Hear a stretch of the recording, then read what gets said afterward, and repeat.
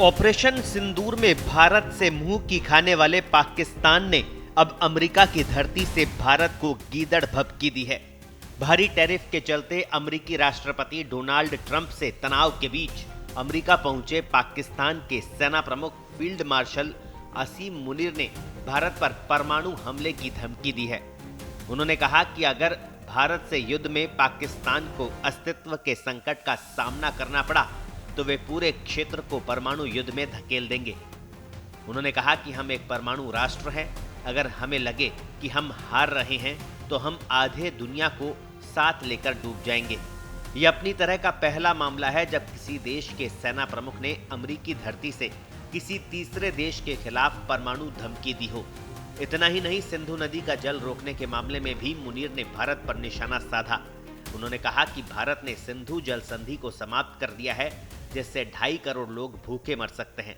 हम भारत के बांध बनाने का इंतजार करेंगे और जब वो ऐसा करेगा तो हम इसे 10 मिसाइलों से नष्ट कर देंगे।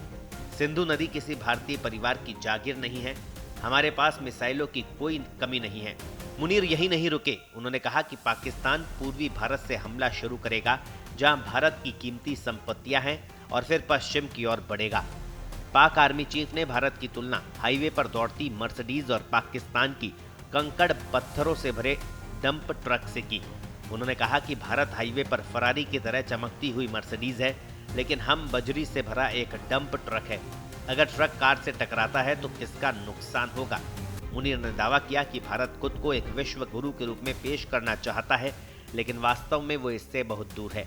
उन्होंने कनाडा में एक सिख नेता की हत्या, कतर में 8 भारतीय नौसेना अधिकारियों की गिरफ्तारी और कुलभूषण जाधव मामले का जिक्र करते हुए दावा किया कि ये घटनाएं भारत की अंतर्राष्ट्रीय आतंकवाद में कथित संलिप्तता का अकाट्य प्रमाण है।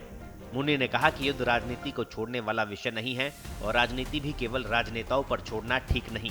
उन्होंने कहा कि पाकिस्तान के सैन्य और राजनीतिक नेतृत्व को मिलकर काम करना चाहिए।